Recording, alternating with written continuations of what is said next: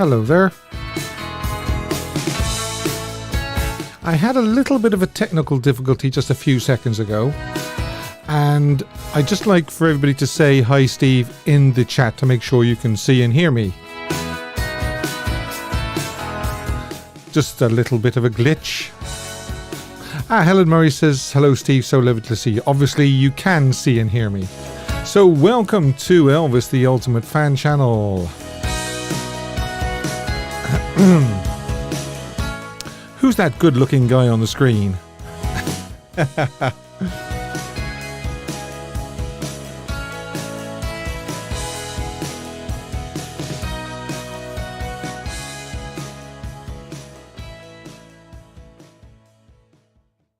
Right, yes, a little bit later, a little tad later than I would normally like, about 60 seconds, because basically I was pushing buttons, but nothing was happening. And if you could have seen me behind the scenes with the panic on my face, hello to everybody. And hello, Chris, who is very kindly moderating again for me. Thank you very, very much. Moderating the Fan of the Month quiz, which this week is Elvis songs. And I think we're going to have a lot of fun trying to work out the correct answers to the questions. Scott Carpenter, Steve, a couple of minutes ago. Yeah, that was my face. Excuse me. That was my face a couple of minutes ago. Right. So, we have, as you can see, this week's topic, Blue Suede Shoes, the true story, coming up. We also have, I wish Elvis had sung this song live. Underrated song, this day in Elvis history, a live poll. I've got a movie question to ask you. Actually, I was thinking about Elvis's mid-60s movies this week, and I thought I would use that as a question. And we've also got Photoshop of the week. Caption this photo, smoking hot photo. They never fail to disappoint me when I say smoking hot photo. You see what I mean? Pretty soon I won't be able to say it because every time I do. Okay, here we go. And of course the topic will be coming up in a few minutes' time. So you can, if you want to, get into the queue, the Discord queue, and you will sit there until I connect you to the show. So if you do want to, you can do that as well. And also, if you want to, you can call me later on, not yet, on WhatsApp, and there's the telephone number. Or if you follow me on Instagram or Messenger, you can call me on Messenger as well. So I'll just slide that back into there for now and pop that up a little bit. Okay, now, where are we? Yes, we're going to do Fan of the Month quiz. And next week I will be announcing who was winner of February's, I almost said January then, February's Fan of the Month quiz. And it will probably be a Blu-ray again, I think, as a prize. If somebody wants to pick a Blu-ray, the winner wants to pick a Blu-ray, they can. So here we go. Elvis songs. I'm going to ask you a question and you've got to tell me what the answer is. And the question to number one is, in Don't Be Cruel, where can Elvis be found? You see? A little bit of a tricky one, that. I'm just trying to mix it up a little bit with these quiz questions. So where can Elvis be found?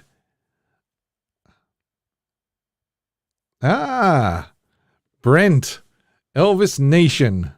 Oh, yes. It is. Sitting Home All Alone. And I think it is Brent that got it right first. Did I change the... I think I did. Did I change the jingle or not? Although Chris is saying Dylan. So let me just go back and have a little look there. Maybe I missed it. Maybe I missed it. Hang on. Okay. So I see Sitting All Alone by Elvis Nation. Banjo Paul says He Can't Be Found. Becky Stone says Sitting All Alone. And then Dylan says Sitting Home All Alone. So, I see. Yes, I see why you're saying Dylan. It's because Dylan got it right, Sitting Home All Alone, whereas Brent said Sitting All Alone. So it was young Dylan. Dylan, you pipped Brent with the right words. So, do you know my memory's getting bad? Did I or didn't I change the jingle? I'm just getting to start a song and you give me a sucker. You know. Oh, it's a rose. Oh, I thought it was a sucker. I did change the jingle. Yes, I did change the jingle from Creeping Crud to this. I'm just getting to start a song and you give me a sucker. You know. Oh, it's a rose. Oh, I thought it was a sucker. I'm just about to start into a song and you give me a sucker, but it's not a sucker, it's a rose. So what does it? No Set 45 says that's a good one. So yeah. I did change it, but I changed it on. I changed it early in the week. So of course by now I've forgotten what I changed it to. I can hardly remember what I did this afternoon, never mind what I did on Monday. So there you are. Lily Ramos says, I like the Creeping Crud. Well, that one could come back. Somebody said to me during the week that they didn't think that was Elvis saying that, but of course I tried to put them right by saying, of course it was Elvis saying that, Creeping Crud. Now, let's see if Brent can get it right this time and stop Dylan in his tracks. In Make Me Know It, what are the kisses? Now, what do you think of that for a question? In Make Me Know It, what are the kisses?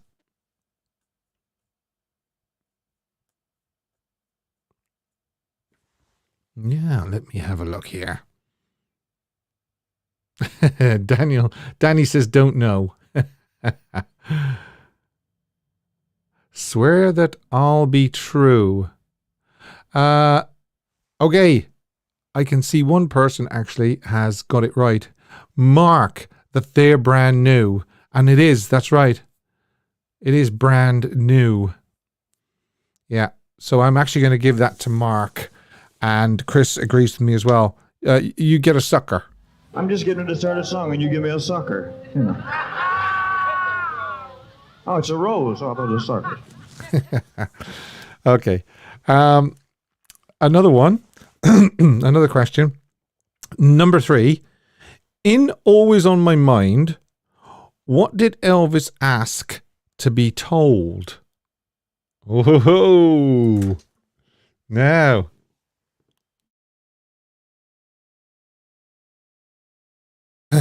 Don Dowen coming in there's quite late with brand new. Vincenzo coming in with brand new as well. Yeah.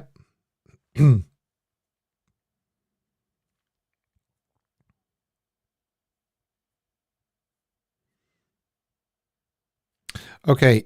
The correct answer is Your Sweet Love Hasn't Died. So, and Chris is giving it to Dylan.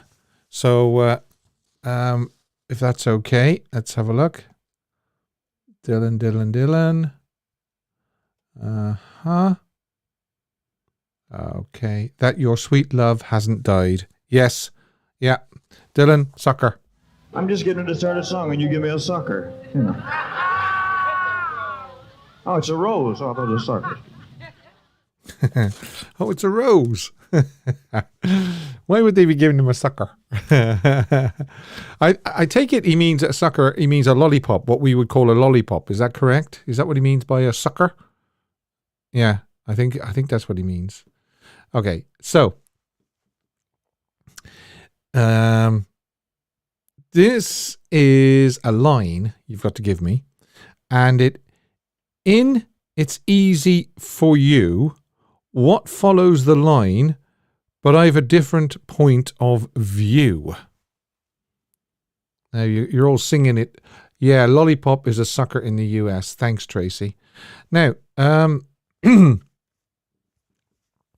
yeah, I can hear you singing It's Easy for You now, so it's you can. Thanks for the translation. I had no clue what a sucker was. Yeah, Lollipop.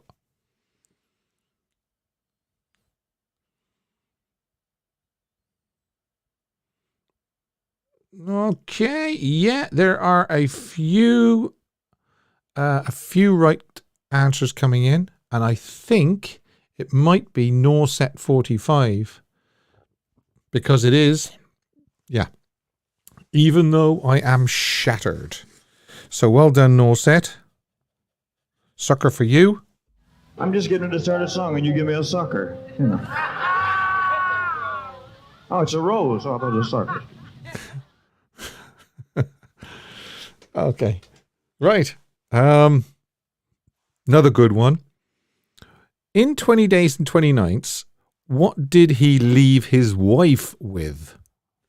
Now, there you go. Cameron says, I need a sucker. I'm bad at this.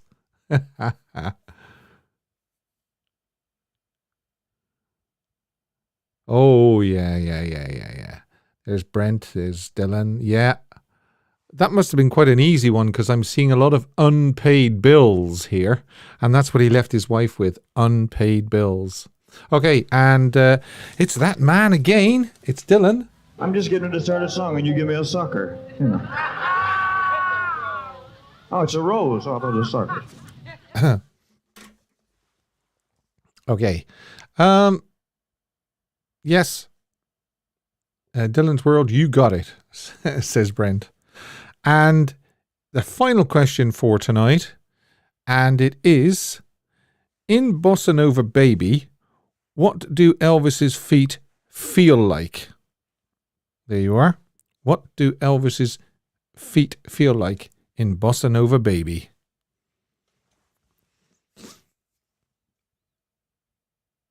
Wow. Hugh. Banjo Paul. Dylan's World. Bossa Nova Baby. Bossa Nova Baby. Ruth. Oh, yeah. Duncan. Yeah. Well done. Yeah. So it's Lead, and it was Hugh McKenna. Well done, Hugh.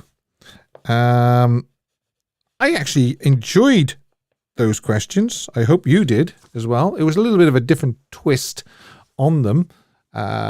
Sort of more like trivial questions of or about the songs. And that's Hugh. I'm just getting to start a song and you give me a sucker. Oh, it's a rose. Oh, I thought it was a sucker. Okay, so we will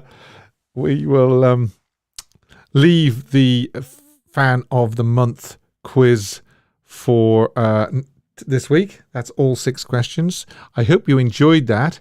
Ruth said, great quiz, but hard. Anula said, it made me sing. Yeah, that's what I was kind of... there's Vinette. Hello, Vinette. You're new to this, the channel, I believe. Or if not to the channel, you're new to Discord.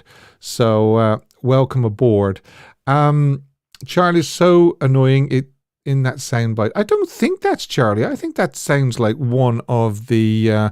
it either sounds like the ladies at the front of the stage that Elvis is talking to, or the inspirations. Let's listen to it one more time.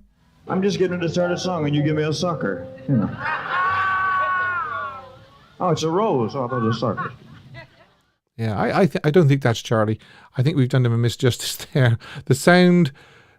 The laugh sounds like a CSG. I'm not reading that. Okay. Although Ruth says, I hear Charlie laughing. I thought it was either the ladies at the apron of the stage or one of the suites. But Chris says, yeah, it's a female voice. It does sound like a female voice. Oh, a cat in heat. Okay.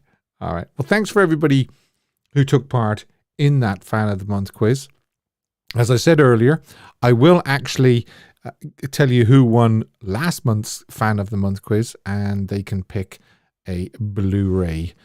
Now, the topic, Blue Suede Shoes, the true story.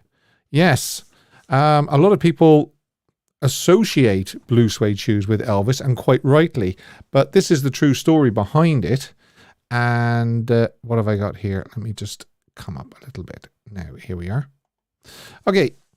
It was track 1, side 1 on Elvis's game-changing 1956 debut album. Naturally, many music lovers have since assumed that Blue Suede Shoes was an Elvis original.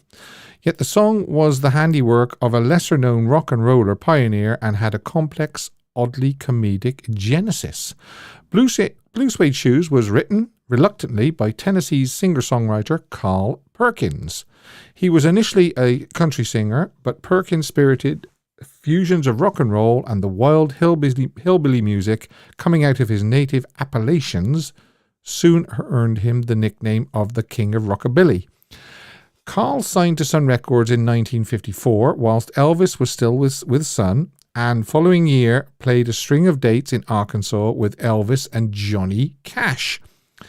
Backstage at a show in the town of Parkin, Cash regaled Perkins with the tales of an eccentric character he had met in Germany during his military service. Cash reminisced about a black staff sergeant named C.V. White. On his off-duty nights out in Munich, White regularly fantasized that his regulation black army boots were stylish blue suede shoes, and warned all comers not to step on them. Now, the only thing is, right, if it was on nights out, would he be wearing his black army boots? I don't know. It sounds a bit odd. Anyway, you should write a song about that, suggested Cash to Perkins. But I don't know anything about shoes, protested Carl. Yet Cash had planted a seed. A few weeks later, playing a college dance, Perkins heard a raised voice. "Hey, don't step on my suedes," and saw an irate student admonishing his date for scuffing his footwear. He started writing Blue Suede Shoes that night on a handy brown paper potato sack. Perkins began with a US nursery rhyme, 1 for the money, 2 for the show, before listing fates he'd rather endure than have anyone step on his shoes. "You can knock me down, step on my face," and the comedic indignatories worsened. "You can burn my house, steal my car, drink my liquor from an old fruit jar." Now, Blue Suede Shoes was a lot of fun and a big hit.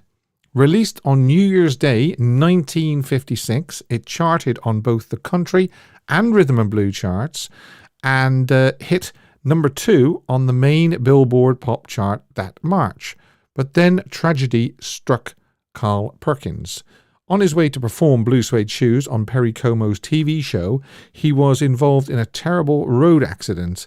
A truck driver died and the singer was badly injured. As Perkins lay in hospital, unable to promote his single, it was pipped to number 1 by, yes, Elvis's major label debut, Heartbreak Hotel, 67 years ago this month. On March 23rd, Elvis's band members Bill Black, Scotty Moore and DJ Fontana visited Perkins on their way to New York to appear with Elvis. And Fontana recalled Carl saying, "You look like a bunch of angels coming to see me." Black told him, "Hey man, Elvis sends his love." Elvis also telegraphed Carl with his well wishes. Elvis covered Blue Suede Shoes on his album that same month, and his label wanted to release it as a single. Initially, loath to compete with his friend for sales, he relented when he realized the songwriting royalties would support Perkins as he recuperated. Elvis's very similar version charted at number 20. Blue Suede Shoes was the first song by a country star to sell 1 million copies and cross over to the mainstream, but will forever be associated with Elvis. To his great credit, Perkins stoically recognized that Elvis had the sex appeal and superstar X factor with his own homely background he simply didn't possess. Elvis had everything, he said in an interview. He had the looks, the moves, the manager, and the talent. Elvis hit them with his sideburns, flashy moves, and no ring on his finger. I had 3 kids. That's what he says. And of course, there's the Sun label. There's Elvis with Johnny Cash around the time that they were touring with Carl Perkins, and another fine one with Cash as well, because Cash was the recipient of, well, no, he was the man that sowed the seed for Carl. And there's, of course, them again, the $1 Million Quartet, along with Jerry Lee. And I have to say that there's Carl. And Carl died on January the 19th, 1998 at Jackson Madison County Hospital in Jackson, Tennessee, at the age of 65. So there you go. That, I just thought that you might be interested, maybe some of the newer fans be interested about the background to maybe one of Elvis's most familiar 1950s songs. But it wasn't an Elvis original. It was that man there on screen that kicked it all off. They even used Blue Suede Shoes for Elvis's screen test for when Hal Wallace asked for a screen test in April of 1956. So there you are. So that's a little bit of a background to Blue Suede Shoes. I thought you might find that interesting. I'm going to do the poll. Again, I'm interested in the poll because it's something that I was kind of interested to find out. Now, here we go. Let me just move this over. For some reason, it isn't giving me the poll. So I am going to start a poll, and I'm going to tell you, as I type it out again, what it is. Elvis. I think this is all to do with the little glitch at the beginning of the show that I had. Elvis mid-60s movies. Mid-60s movies. Which is your favorite? Okay, favorite. And I chose Tickle Me. Mm-hmm. And I also chose, oh yes, this one. Hear 'em, Scare 'em. Excuse me for typing so slowly. And then also Frankie and Johnny. Where's my and symbol? There it is. I can never find the and symbol. Johnny. Okay. And finally, it says add an option here. Paradise. Hawaiian style. Oh, I've actually spelled that right. Wow.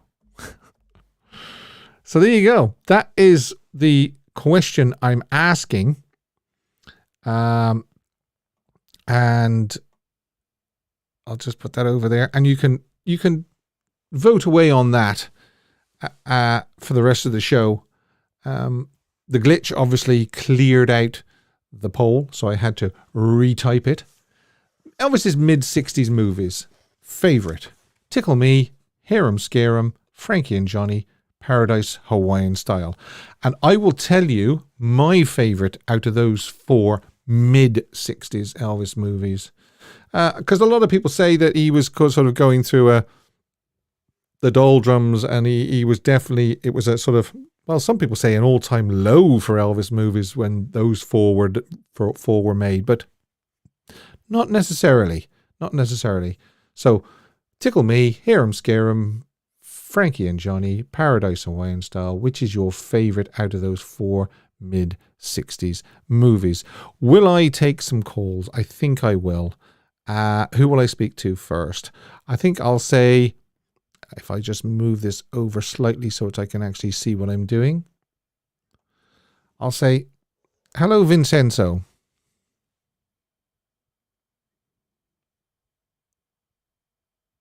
Did I put myself in the call? I did.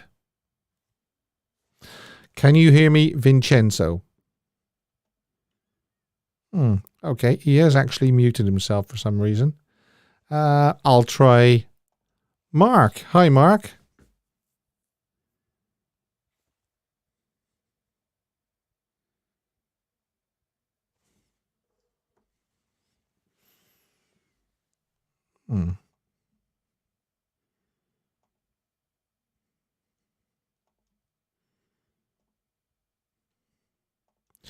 Hi, Cam. Can you hear me?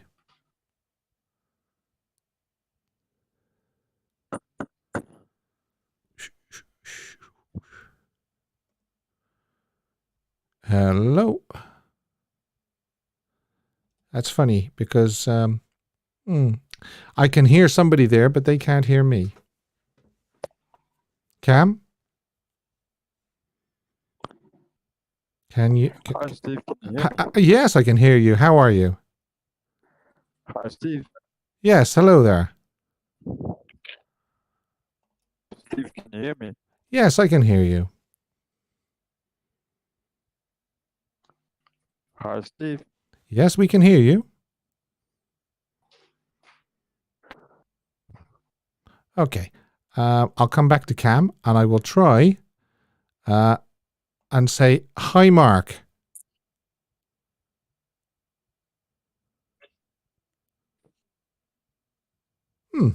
Okay. It looks like it's going to be one of those days when nobody's can hear me on Discord. That is a shame.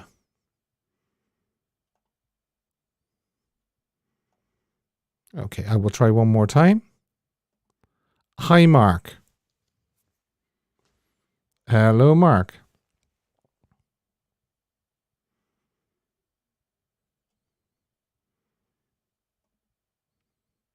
Right. You know what I'll do? I will try this man here because he is always he's always very, very good. I will say, hello, Brent.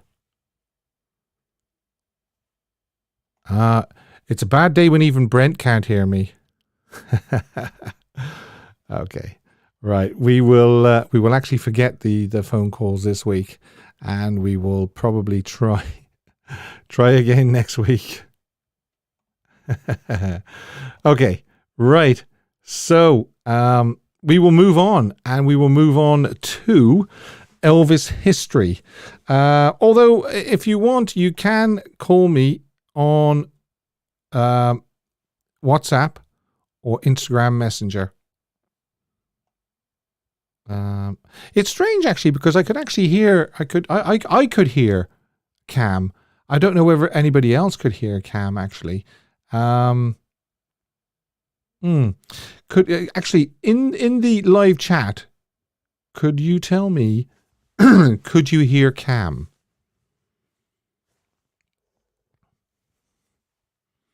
I'm just looking here. Rebel Vegan says no calls. We can hear ourselves, but not you, Steve. Oh, right. Okay. That's very strange. I have an idea. I don't know whether I can actually do it tonight. No, I better not because I'll probably break something if I try and do it.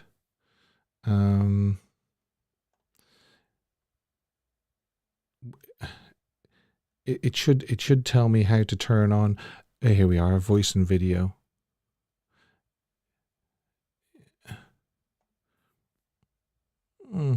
Okay. Well, I try one more time and say, hello, Dylan. No. Okay. We will leave it for tonight. We will definitely leave it for tonight. And we will go in and we will say Elvis history. This day in Elvis history. Elvis performed at the Texarkana Municipal Auditorium. And you know, I have some lovely pictures sent in by Joan Gansky. These were taken, I think, in 2006. and these are the Arkansas Municipal Auditorium.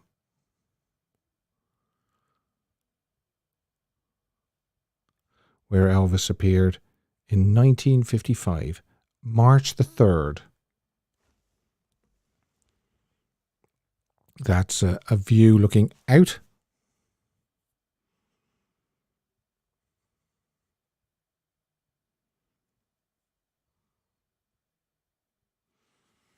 People are saying we can't hear you. You can hear me now, can't you?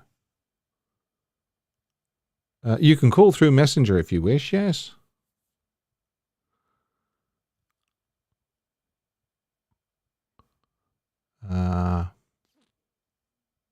Lily Ramos is saying, what happened to the calls? I don't know, actually, Lily. They just wouldn't come through.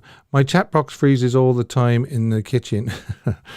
Yeah, I know. Tell me about it. Okay. Well, Discord actually, although Dylan's World says, Steve, refresh the screen.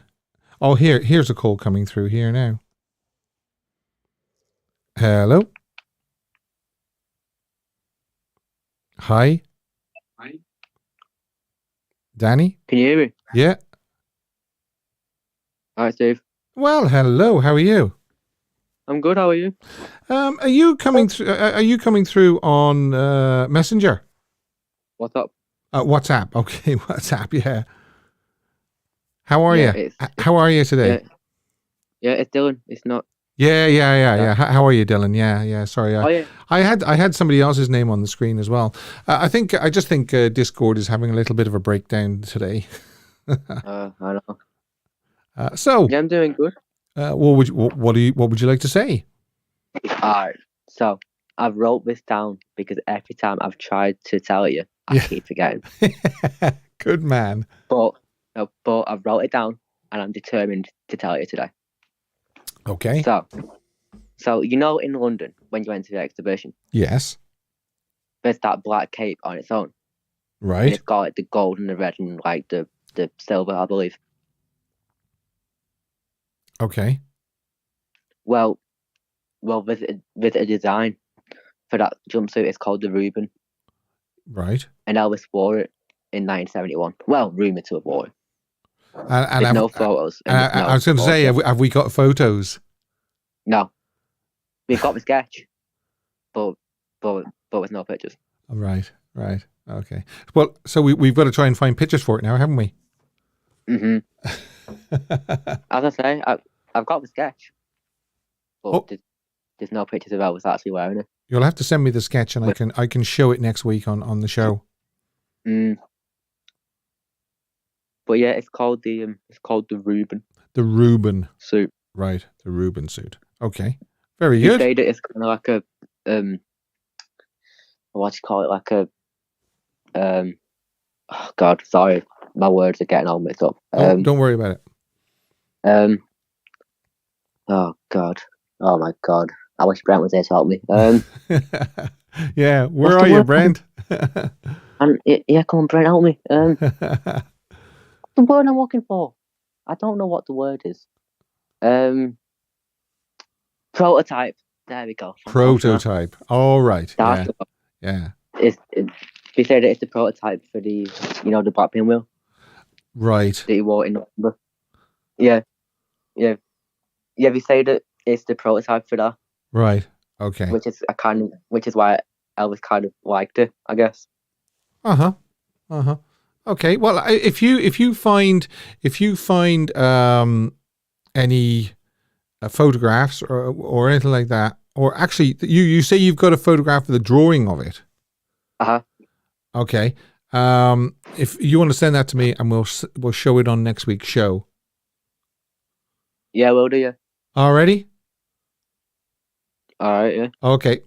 Talk to you later. Thank you. Bye. Bye. Okay, that was Dylan, and he's going to send me a drawing of a Reuben, which is a cape. We haven't seen it. He says there's no photographs. I've actually refreshed Discord. I'm going to try somebody on here, and I'm going to say, hello, Vincenzo. Yeah, no, it's. I just don't think Discord is going to work tonight. unfortunately. So we'll answer this call. Hello. Hey, Steve, it's Danny. Hey, Danny, how you doing? I'm doing very good. I'm glad I've got this as backup because obviously Discord isn't playing. It isn't playing ball tonight. No, I tried to get into it myself, and it kept kicking me out. So, right. So it is a problem with Discord, yeah. Yeah. Right. It okay. is. All right. Yes, but how are you? I'm good. Great. I'm good. I just wanted to talk about Carl Perkins for a bit. My Brad Robinson, my uncle, of course, interviewed him probably twice here in Vancouver, and he told me a very funny story that when he did Blue Suede Shoes, Elvis heard it, and he didn't really like it at the beginning because I guess of his style. But then the Colonel told him that if you record this, you're just gonna blow it out of the water. So I was at the Sun Studio Records probably 4 or 5 years ago, and they actually played the recording there when you go through a tour of those two talking about it. And Carl Perkins says, Elvis, if you record this, I might as well just throw in the towel, as he was jokingly saying. And I think everybody back then said if anybody records Elvis's music, or if Elvis records any of their music, that you're just going to steal it away from him. Yeah. But Elvis respectively let him just have his song at the beginning, of course, and then of course he recorded it later. So, but that's something I wanted to share with you guys. Yeah. That's very interesting. Yeah. So, but they were very good friends. Those two. They were. I mean, it is associated with Elvis more than it is Carl. Unfortunately, when they're talking about Elvis, the media they always refer to him as the Blue Suede Shoes idol or something, don't they? They always sort of throw that in there, don't they? They never say the Heartbreak Hotel idol. They always say the Blue Suede Shoes singer. No, but when he did a concert here in Vancouver, and Red Robinson interviewed him, he said that when he came out with Blue Suede Shoes, he did that song. The fans just went crazy. Yeah. Before of course Elvis did it, but it's quite interesting, with how he told me that a lot of performers were. Like Elvis wasn't known really for stealing music. He just felt the music, but he just said, if he records my music, I'm also just, at least it's out there. Yeah. That kind of thing. So, I mean, Carl felt that he just couldn't compete with Elvis. The remarks he made at the end, he just felt he couldn't compete with him. But I mean, Carl had a very successful career. He was working and he was selling records right up until, his death. Yes. Yeah. Right up to them. Yeah. In fact, him and Red Robinson were very good friends over the years. They kept in touch for years, those two. So great. Yeah. Great. Okay. All right. Thanks, Danny. All the best. Okay. All the best. Bye-bye. Bye-bye. Bye-bye. So that was Danny giving me a call on it was either Messenger or Instagram or WhatsApp. I'm not sure what it was, but that seems to be working okay. But unfortunately, Discord doesn't want to play ball tonight, so we'll have to knock the Discord calls on the head.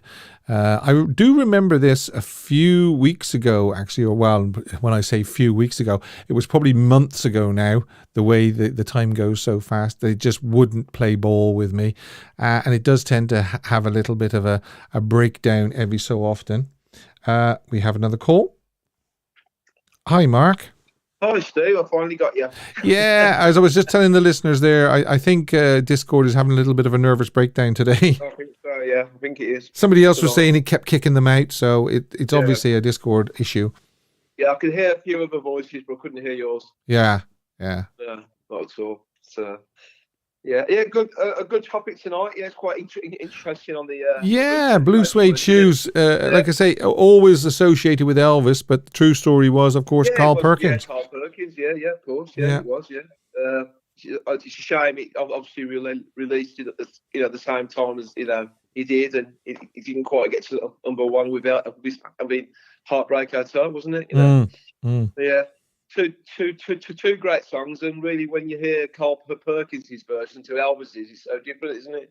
Oh yeah, I mean, they actually said the article said a similar to Carl's, but I actually think it's a lot different. I mean, Carl's is a lot slower, I think, isn't it? Slower, isn't it? Yeah. In fact, what I'm going to do actually is I will link Elvis's version and Carl's version below this video, and then people can compare them. Yeah, I think Carl's is a bit countrified bluesy, but Elvis is really pure rock and roll. Yeah, yeah. You know, you can tell. He had a few other hits, didn't he? Like Honey Don't. That's right. A few ones. Yeah, so he had quite a successful career. Oh, he did. Yeah. So he lived off that quite. And well. Again, another one that started at Sun.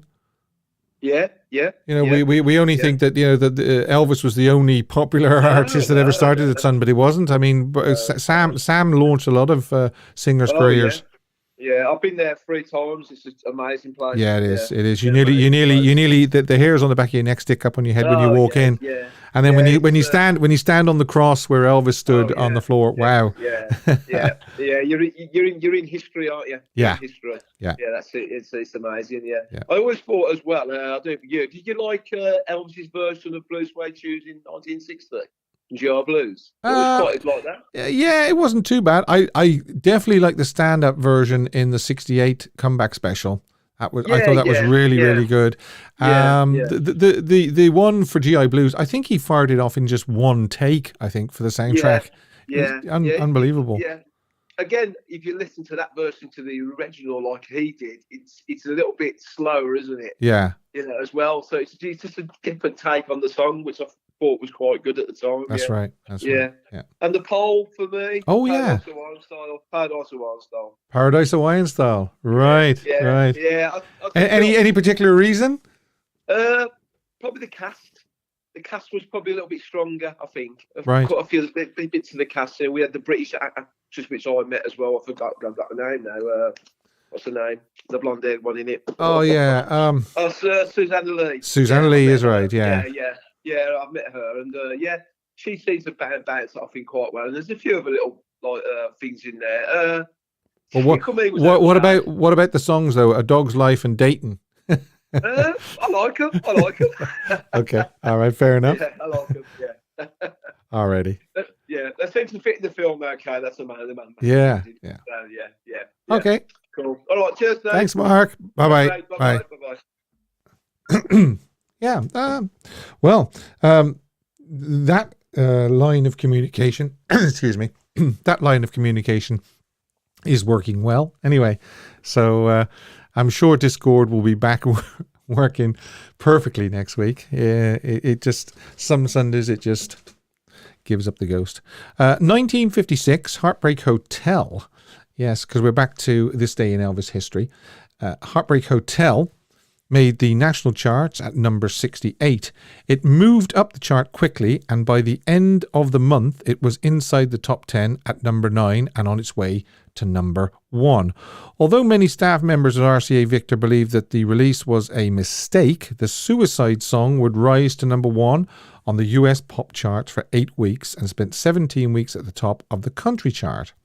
Heartbreak Hotel would later be ranked number 45 on Rolling Stone's list of the 500 greatest songs of all time.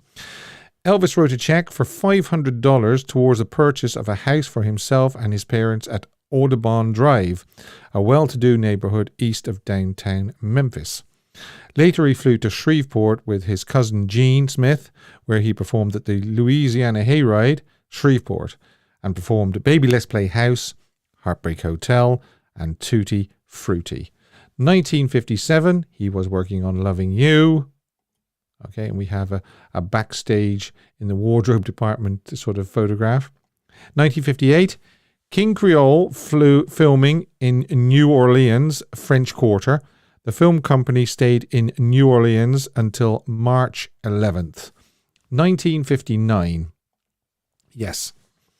Accompanied by friends Red West and Lamar Fike, Elvis used a 3-day pass to visit Munich and call unannounced to Vera Chikawa, an 18-year-old actress whom he'd met a few months earlier. Together, they visited the Moulin Rouge nightclub. 1960, we have big day, huge day. This is it. Prestwick Airport, Scotland. Elvis stopped over at the US Air Force Base at the airport around 7:30 on March 3rd, 1960, on his way home to the US after completing his military service in Germany. While his plane was refueling, he met with fans, the press, and staff at the facility. So there's some great photographs. And let's have a look at these. That child looks pleased to see him. I think he was pushing pieces of paper, or they were pushing pieces of paper through the window or the door there. He was supposedly on the phone there to Priscilla. I'm not sure how true that was, but that's what the photograph says. There he is talking to the press. He was actually a little bit confused. He wasn't sure where he was. They had to tell him. Yeah, it looks like from the photograph there, he's pushing paper back through. He's signed for fans through that door. They wouldn't unlock that door.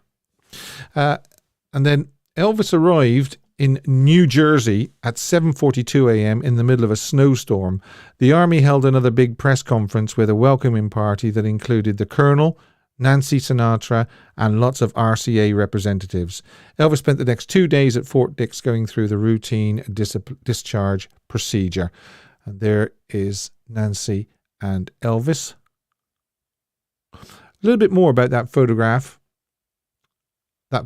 there later. So just keep that in your head there, that photograph. Okay. 1961, Elvis bought some clothes at Lansky's in Beale Street. 1963, we have Fun in Acapulco.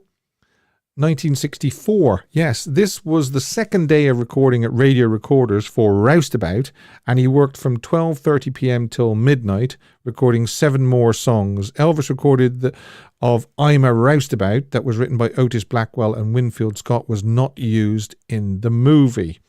So let's see what he recorded. He recorded Big Love, Big Heartache, One Track Heart, I'm a Roustabout, It's Carnival Time, Carney Town, There's a brand new day on the horizon, Wheels on My Heels, and Little Egypt. 1966, he was working on Spin Out. 1967, there were some complaints about Elvis's continuing delays, and Elvis was informed that he was expected without fail at the studio on Monday, March the 6th for Clam Bake. Meanwhile, at the Circle G ranch, Elvis kept on spending money, buying a Ford pickup, a Ranger, 11 Rancheros, as well as another mobile home. He was having fun, wasn't he? 1970, Elvis and Priscilla flew to Palm Springs to stay for 2 weeks at their rented home whilst looking for a house to buy. 1974, yes, Elvis performed at the Astrodome Houston in Texas at 2 p.m. and 8 p.m., setting another attendance record for a one-day appearance of an estimated 88,000. So let's have a look at some of those pictures. There seems to be screens around Ronnie's drums to baffle the noise. You can see Vernon in the background just above Elvis's head. And you can see him again, top right. And look what looks like Sonny West as well above Elvis this time. That's a little bit further back. Some great photographs though. Houston 74. There he is coming in on the Jeep. And looks like Joe has got a hold of him just in case. We wouldn't want Elvis to fall out of that Jeep at speed. That looks like the back of Red and Sonny.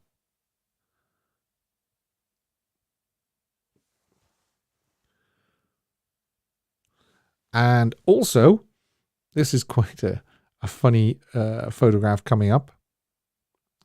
I'll just let these play because actually that looks like Jerry Schilling top right, and just obscured there as well as Red West. Dick Grobe as well, by the looks of it. Okay, let's see who's on the line. Hello. Hi, Steve. It's Vanessa. Hi, Vanessa. How are you doing? I'm doing well. It's been a while. Yes, it has been a while. It has been a while. If it makes Discord to play up for you to ring in, then let it play up a lot more. I wanted to just chat for a moment. I know we were talking about Carl Perkins and Blue Suede Shoes. Yes. And I had asked in the chat, and so I'm curious what your answer would be. I believe that even though Elvis released it himself, Carl still received the royalties. Yes. Do you know that to be true? Okay. As far as I do, I think it was true, because obviously, you think about it, he penned it. So of course, he probably didn't get all the royalties, because we know where Parker stood on, the publishing. Yeah. You had to give up at least half of the publishing if you wanted Elvis to record your songs. But this was quite early on as well, and it was only like March '56. So I do believe that to be right, that he did get the royalties.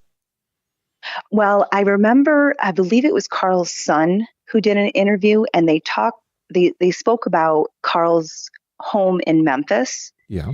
That he purchased, and they used to call it the Blue Suede Shoes house, because he obviously that was one of his big hits. So, and I know that his son had mentioned that this is the house that the Blue Suede Shoes bought. Yeah. So that was kind of neat. Elvis should have called Audubon Drive the Heartbreak Hotel House, because I agree. But that probably wouldn't have sounded very nice, though, would it? Heartbreak Hotel House, because of course the royalties from Heartbreak Hotel bought Audubon, didn't it? Yes. Yeah. A lot of people don't know that, so it's nice to talk about that. And I wanted to mention too. I also heard something neat that I wanted to share with you and get your opinion. Yeah. So Betty Harper, obviously her daughter, Loretta Harper, does some restorations at EPE for Elvis's jumpsuits currently. Okay. And I had heard her remark that the high collar that Elvis obviously was known for, especially in the early 70s, 69, to 74, when he had those really tall collars on his jumpsuits, which I personally love. She had mentioned that, and I'm not sure if it was Bill Ballou, but some of the inspiration came from Napoleon's collars. Okay. Have you ever heard that? No, I tell you what I heard. I heard that, and Lamar backed this up as well. The reason why he asked for high collars was Elvis thought his neck was too long. Huh. Now, normally I wouldn't ask to hide Elvis's neck, because, I don't mind that either, but I do like the high collars. Yeah. I mean, there's a picture here behind me now on screen, and he's got just an ordinary collar, and to me, his neck doesn't look too long. He obviously saw something that nobody else could, but the high collars did suit him. You're right. Yeah, Elvis, if we can believe it, was probably critical of himself, as all of us are, critical. Yeah, so he was human like the rest of us, for sure. Oh, yeah. But he must have looked very, very hard to find a fault in himself. Yeah. Well, I know, I think Vincenzo wants to call it in as well, but it was wonderful to speak with you and say hello to everyone. Great show as always. Thanks very much. Yeah, and thanks for calling and sort of exercising patience as well, because it hasn't been easy today with Discord breaking down on me. So, but thanks for calling in. It's appreciated. No worries. Take care, Steve. Cheers. Bye-bye. Bye. That was Vanessa. A very, very nice call. Thanks very much indeed.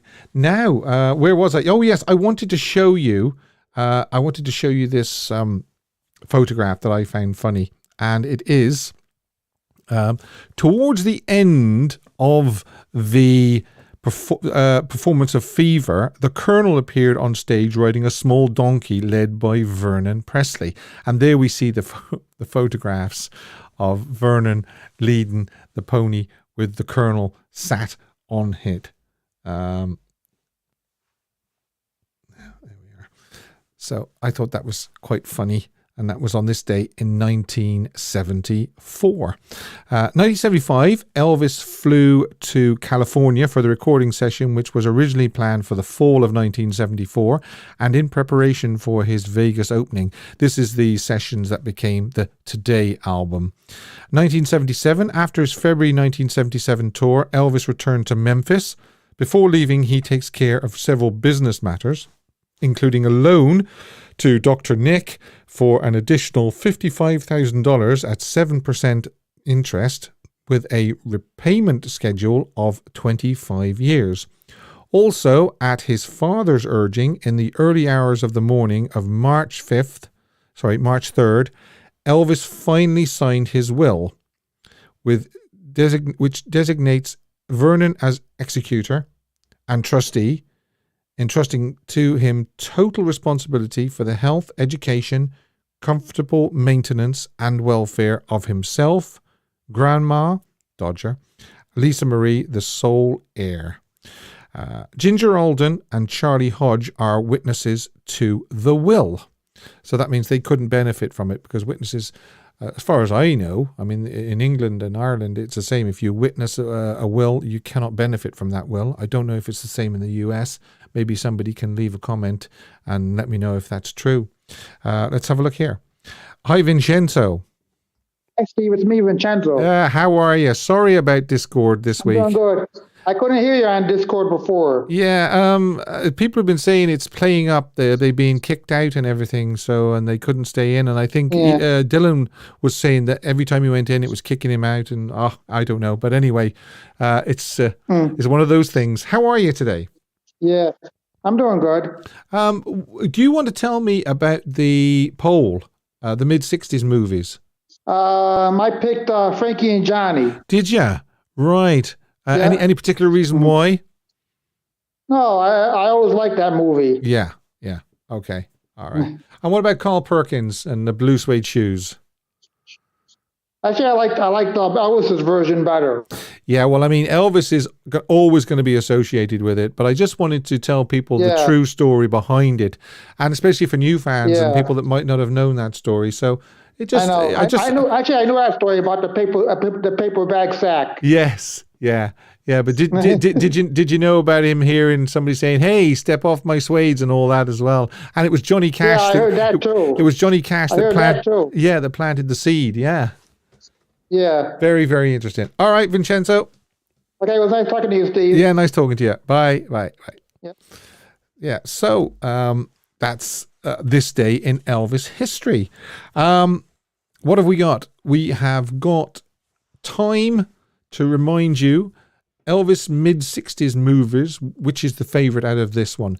Tickle Me, Hear 'em Scare 'em, Frankie and Johnny, or Paradise and Wine Style. And I will leave that running for a little bit longer. And I have a caller coming through. Hello, Priscilla. Hey, Steve, my boy, how are you? Have you broken Discord with your talking every Sunday night after the show? It's a conspiracy against you, Steve. I will tell you, if it doesn't work tonight, there'll be a lot of WhatsApp exchanges.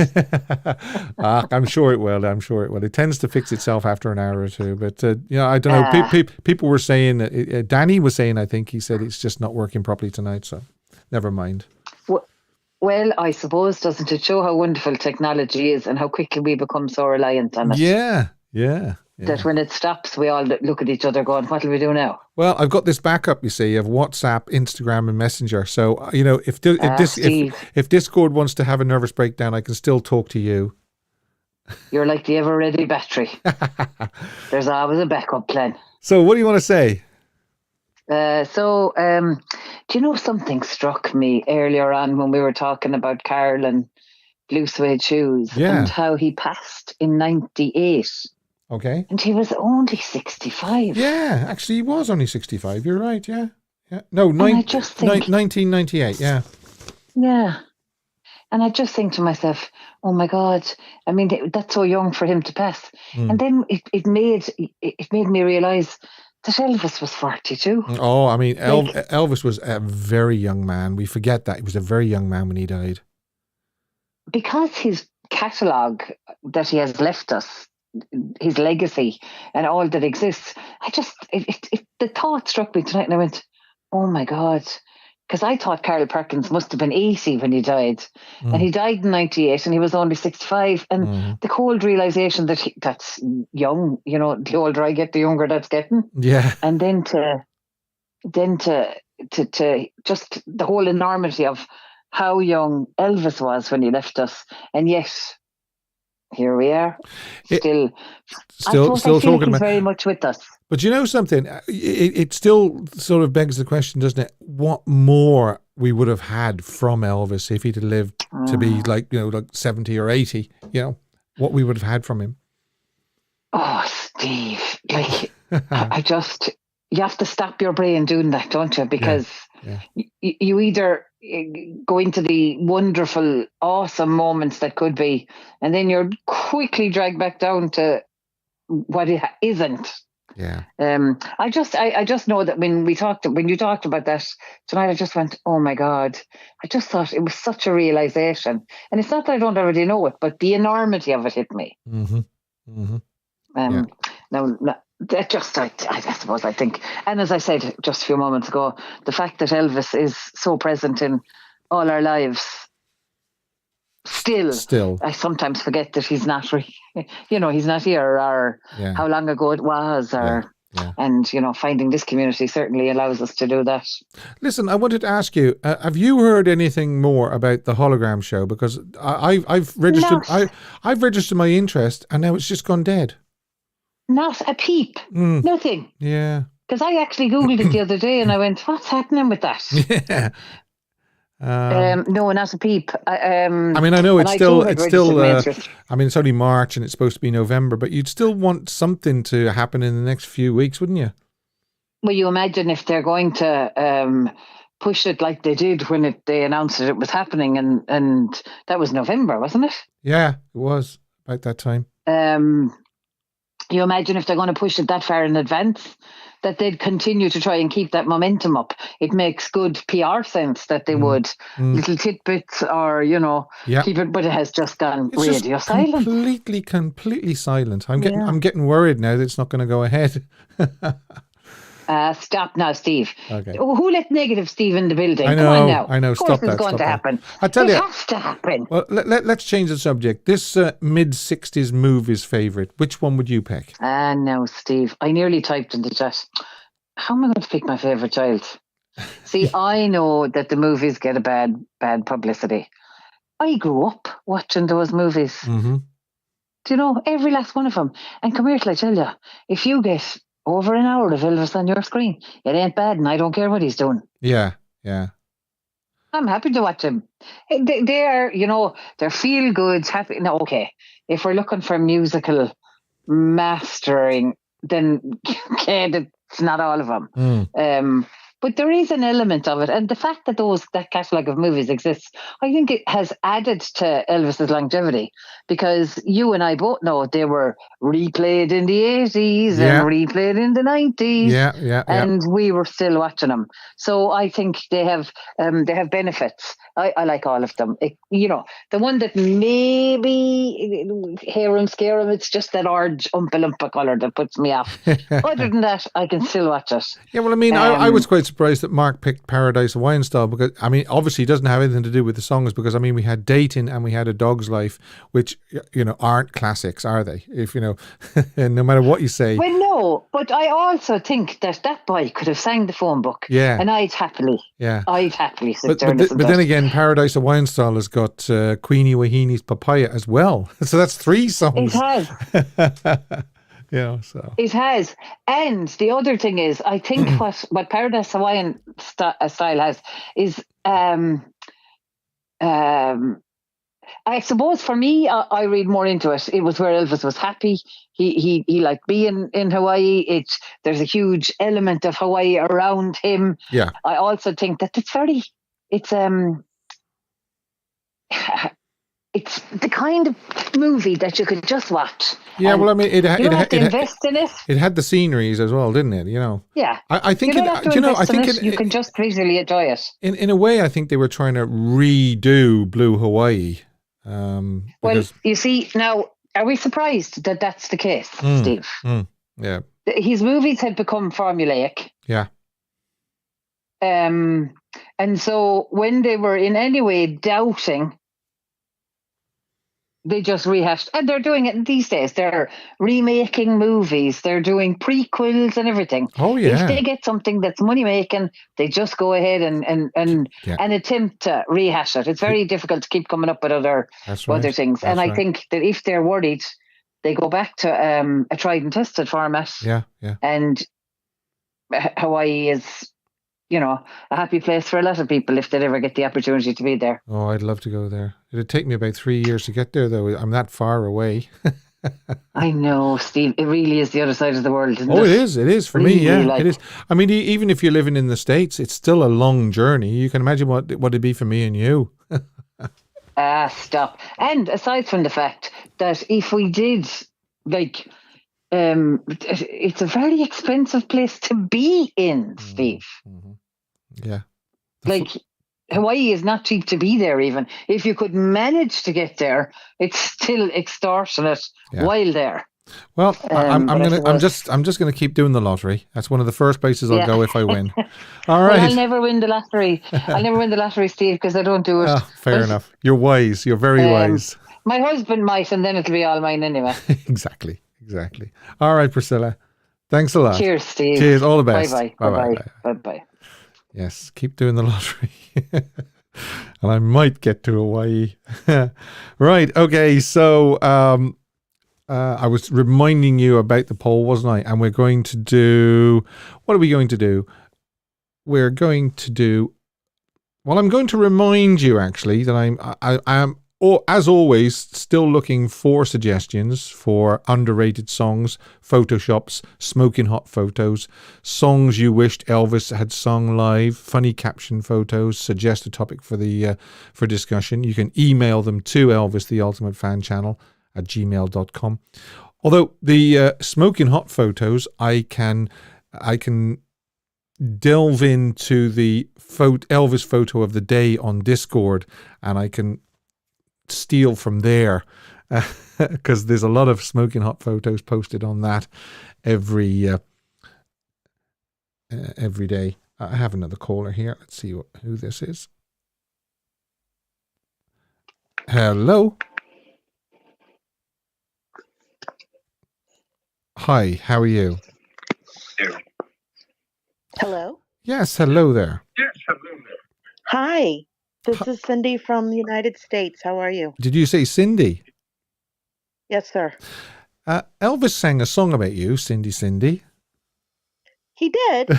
He certainly did. How are you today?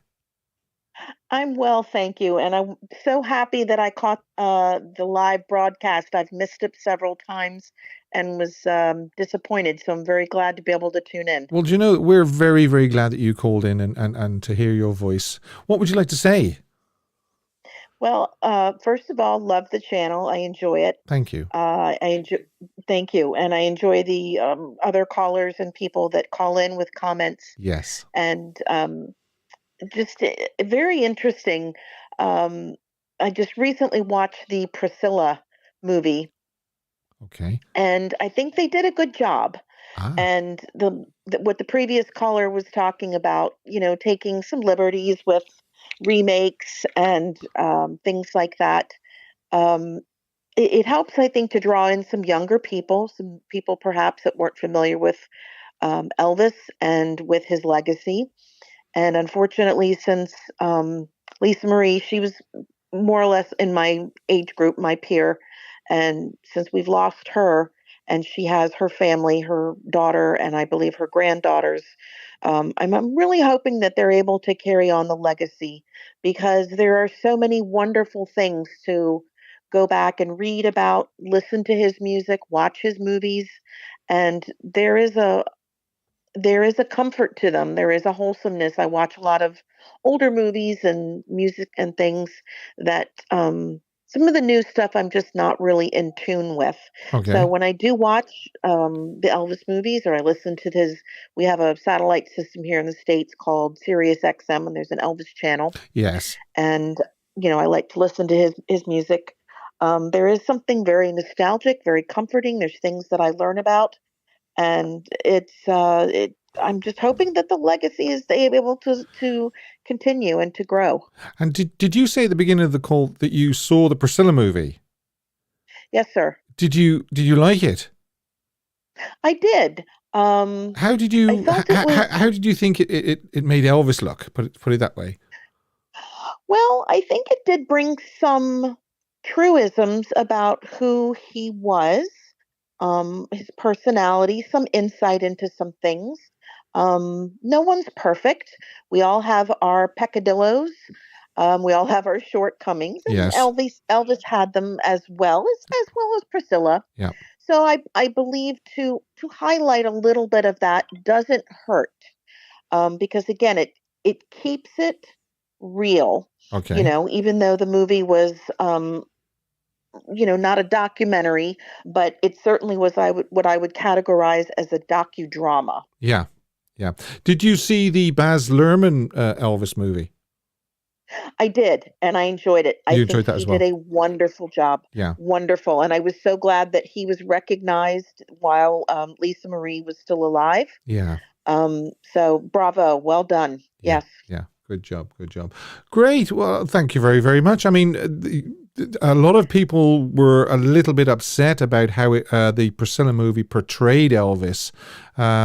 So it was, nice to hear another side to it. Somebody that actually enjoyed the movie.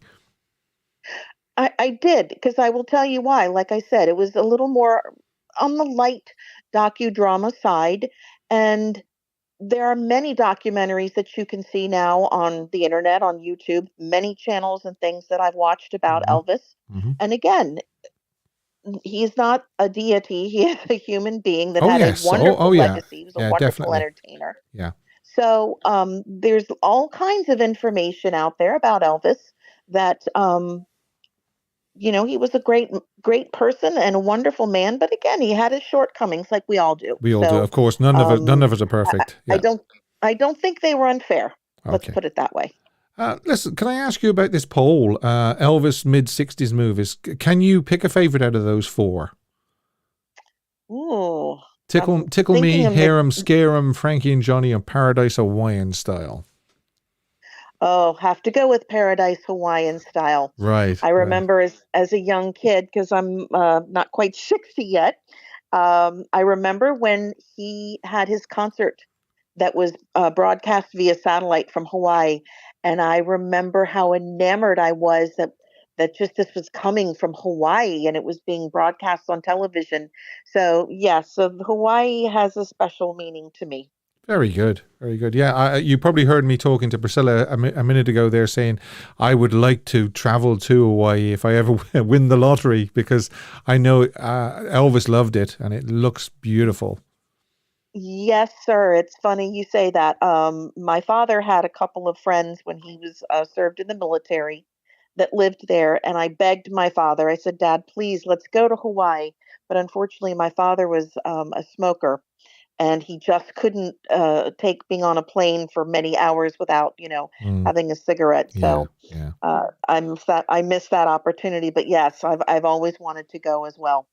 Okay. I'm on the East Coast, so it wouldn't be even a quick jaunt for myself, but perhaps someday. It's a long way to go, isn't it? No matter where you are, unless you're in Hawaii, it's a long way to go. Yes, it is, absolutely. Okay. But there's never say never. Exactly. Cindy, it's been lovely speaking to you, and thanks very, very much for calling in. And as soon as I heard your name, I thought of the song Cindy, Cindy. And I'm going to look that up. And thank you for mentioning that. I appreciate it. Thank you for the channel. And I love it when even if I catch your last 10 minutes, I always tune in. So thank you so much. Thanks very much. Cheers, Cindy. Cheers. Bye-bye. Bye-bye. What a lovely lady. Yes. And I'm glad actually to put her in touch with Cindy. Cindy, the song. If I'm not mistaken, I believe it's on Love Letters. If you're listening, Cindy, it's on the Love Letters album.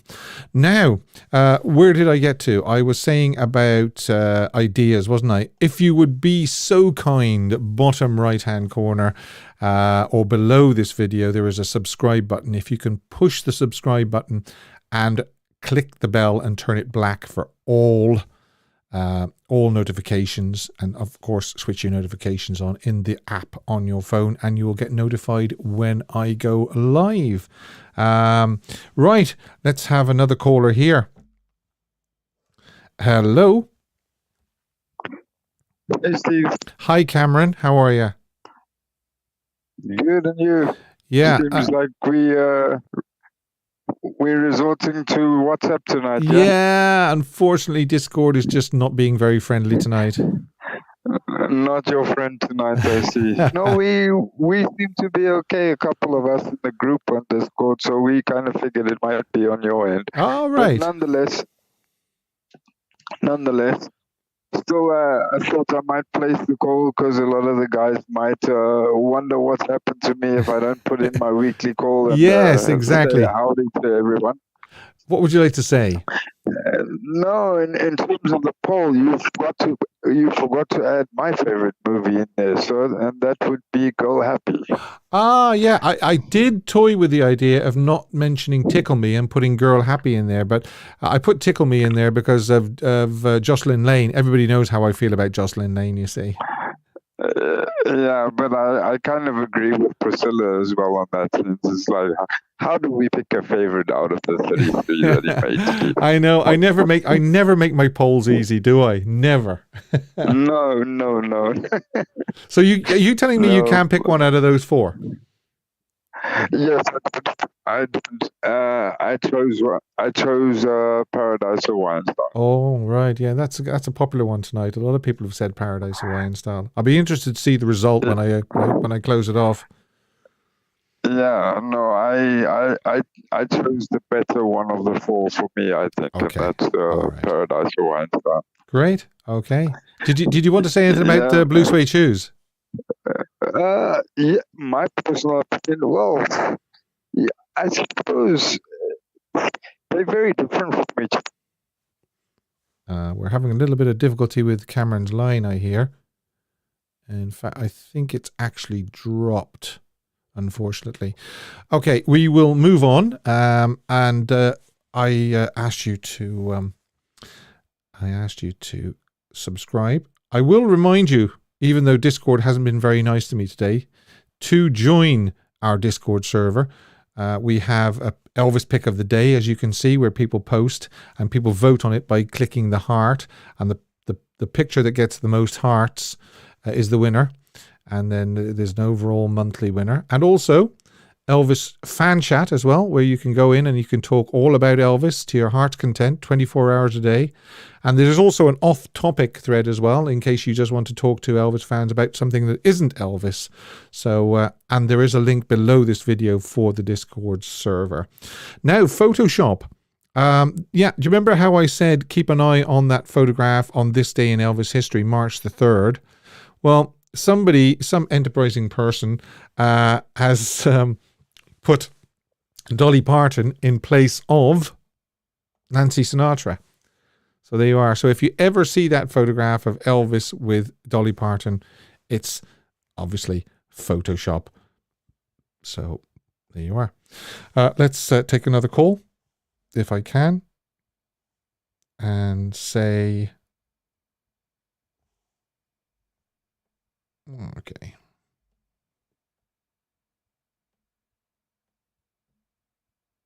Right. Yes. Now, I've done Photoshop, and I'm going to do, I'll tell you what I'm going to do. I am going to do a song I wish Elvis had recorded. And it is suggested by Susan, better known as Elvis Memories on our Discord server. And it's The Sun Ain't Gonna Shine Anymore. It's a song written by Bob Crew and Bob Gaudio. And I will take this call, I promise. No, it keeps cutting off. That's unfortunate. I'll keep an eye on the phone. It was originally released as a single credited to Frankie Valli as a solo artist in 1965 on the Smash label, but was more successful when recorded by the Walker Brothers in 1966. Cher, Keane, Doug Parkinson, and Bruce Springsteen have also recorded the song. Frankie Valli recorded and released the first version of the song, but his single achieved only limited success, charting on Billboard's Bubbling Under Hot 100 chart, 128, but not making the Billboard Hot 100 itself. Although it was recorded in a Four Seasons recording session with the other band members at the time, it was Frankie Valli's first official solo single since the 1950s. In 1966, the Walker Brothers released their version as a single. This version met with much greater success than Valli's. It topped the UK singles chart and also became their highest charting song on the Billboard Hot 100 in the US, where it peaked at number 13. The single also hit the top 10 in Canada, Ireland, Germany, the Netherlands, New Zealand, and Norway. The Walker Brothers recording has since garnered retrospective critical acclaim and is considered the group's signature song. New Musical Express ranked the song at number 357 on its list of 500 greatest songs of all time. Pitchfork ranked it at 187 on its list of the 200 best songs of the 1960s, and it is listed in the 2010 book 1001 Songs You Must Hear Before You Die. Susan told me, what a melody. Elvis would have made it more beautiful. And that is the song that she wished Elvis had recorded. The Walker Brothers, The Sun Ain't Gonna Shine Anymore. Okay. Let's have a look. Hello? Steve, how you doing? Hi, is that Steve? It is indeed. How are you doing today? Two Steves together. Indeed. So how are you keeping? Indeed.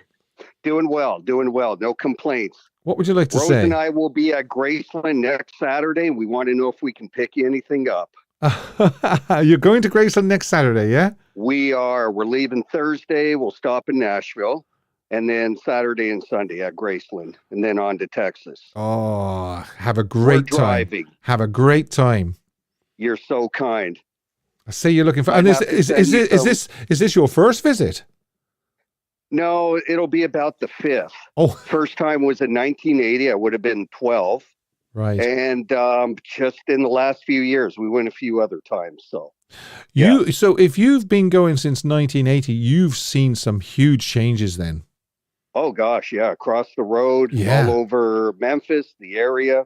Yeah, absolutely. The obviously the guest house, of course. Right. I remember distinctly what it looked like back in '80. Right across the road was a little square plaza, very small. So, and the Heartbreak Hotel was there. My wife is saying. So it changed a lot. We stayed in the Heartbreak Hotel when we visited. How nice. What year was that again? 2002.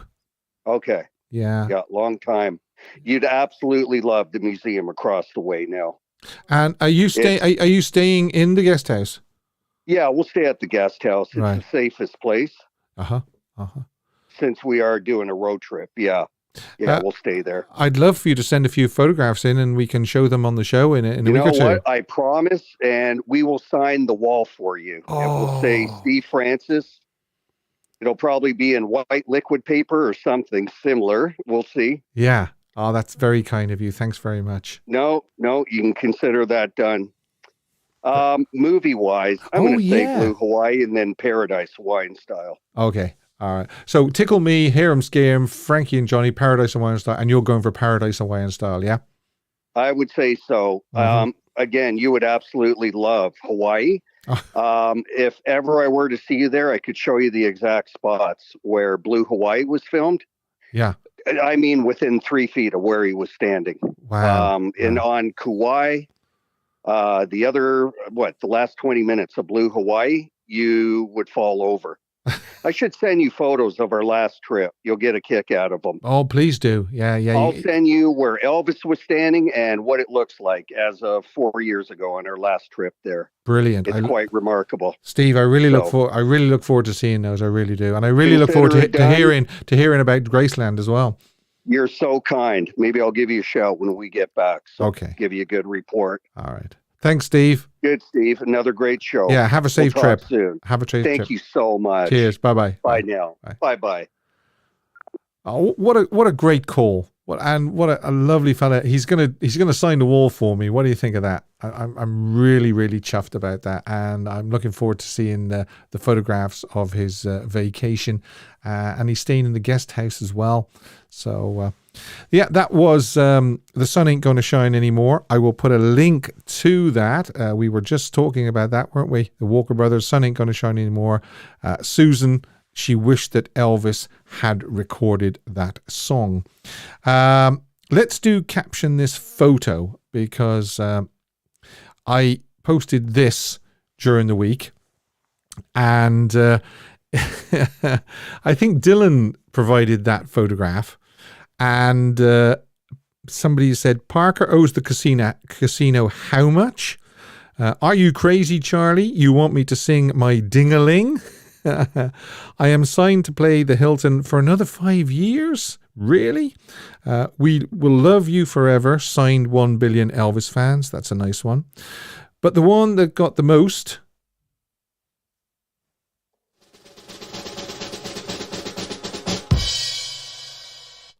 with 38 likes, that's not bad now, is Autrilia. And it's what? Priscilla has put a lien on Graceland. How much more money do you need? So we will give Autrilia a little bit of a round of applause there. And what we will be doing is I will post another photograph about Tuesday of next week. And if I can stop this, that's better. And it'll be on the community tab on YouTube, and if you want to leave your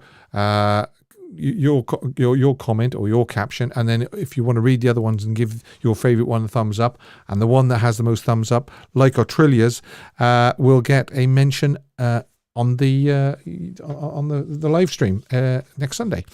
Now, what else have I got to do? I have got to do underrated song, and no, I'll tell you what I'll do first, right? I will do a song that I wish Elvis had sung live, and I picked it.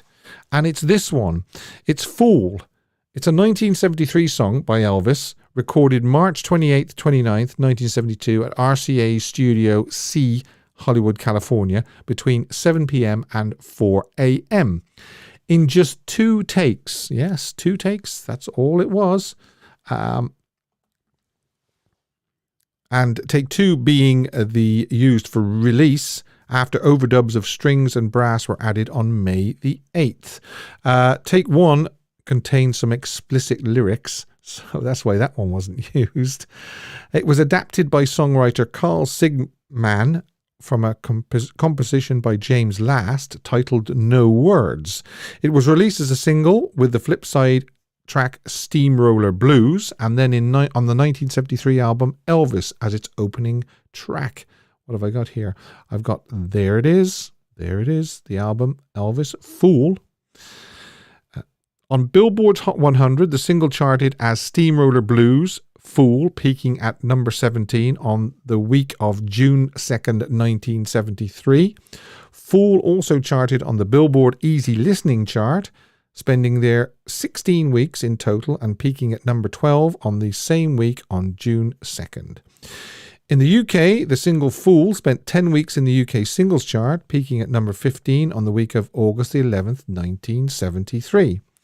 Billboard reviewed the single on the 7th of April 1973, calling it a strong ballad effort in country rock vein, following along the lines of his other ballad hits. The magazine also noted the good chart potential of the flip side Steamroller Blues. I can picture Elvis seated at the piano on stage singing this. And that's a song that I wish Elvis had sung live. Fool. What do you think? Leave your comments below, and I'll put a link, of course, for the song. Now, yes, underrated song. That's what I wanted to do next. And I wanted to just remind you that there still is a little bit of time to vote on the favorite mid-60s movie favorite, which is Tickle Me, Hear 'em, Scare 'em, Frankie and Johnny, or Paradise of Wine Style. I will close that off in a few minutes.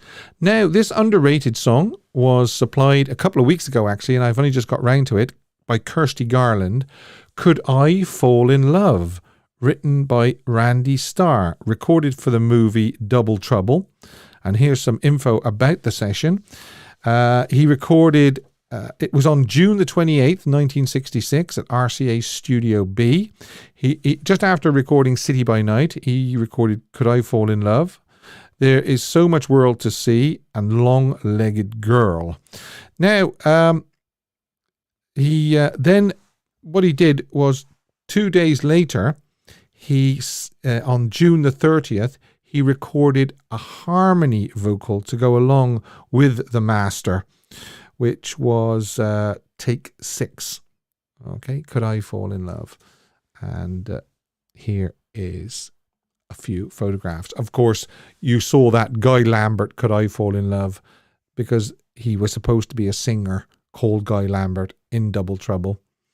So that's why they have that there. And I'm going to put a link to it, but it's an alternate harmony vocal. And there he is singing it to the lovely Annette Day. Her one and only movie, Double Trouble. Okay, what do you think about Could I Fall in Love? Is it an underrated song, or should it just be forgotten because it was just a movie song? I don't think so. So as I say, link below this video with a version with an alternative harmony vocal. Right, I'm going to close. Hopefully I'm going to close the poll and end poll. And I'm going to look and see that it is Paradise of Wine Style, 37%. Wow. Tickle Me, 35%. Wow, it was close. Frankie and Johnny, 21%. And I think it was 5% was Hear 'em, Scare 'em. 37 Paradise of Wine Style. Tickle Me, 35. Frankie and Johnny, 21. And Hear 'em, Scare 'em, 5. And what would I have voted for? I would have voted for Frankie and Johnny out of those 4. Despite my favourite Jocelyn Lane being in Tickle Me. But only 2% difference between Paradise of Wine Style and Tickle Me. That surprised me. There you are. That's this week's poll result. And I've got to do the smoking hot photo, because if I don't, I'll get in trouble. And I believe that I chose this one. Also, it was provided by Discord for me on the Elvis picture of the day. Yes, it was. What do you think of that? What a beautiful, beautiful lighting on that face. And you can all tell me now. Pat Shepard says, Could I Fall in Love? Very sweet and innocent. Yes. I don't think I've missed anything out. I think I've covered everything. I just wanted to end with the smoking hot photo. And also to say that I do apologize for everybody that couldn't get through on Discord. But we had some really, really great calls anyway on the other lines. It's good to have WhatsApp, Instagram, and Messenger as a backup when Discord fools around. So let's see what people are saying about this smoking hot. Yeah, Dolores Petrie just says smoking hot. Haven't seen that photo of Elvis before. Lovely. Yes, beautiful photo. Yeah, it's a lovely, lovely spotlight photo, isn't it? You can imagine him singing the quiet part of American Trilogy or something like that, just as that photograph is being taken. Chris R says, great calls. Yeah, I agree. Great calls. Stunning shot. Yeah, Steve, he is absolutely stunning. I agree with it. And that is this week's smoking hot photo. You can send in smoking hot photos, or you can even better join the Discord server and go on to Elvis Photo of the Day and post your own, and I might pick it as the smoking hot photo. As always, I can only thank Chris for moderating for me and helping me out. Thanks, Chris. And to you, looking through that camera, for joining me, either live or on catch-up. I really, really do appreciate it. You can buy me a coffee using the link below if you like it. And until next week, Al, do your stuff. Elvis has left the building. Thank you and good night.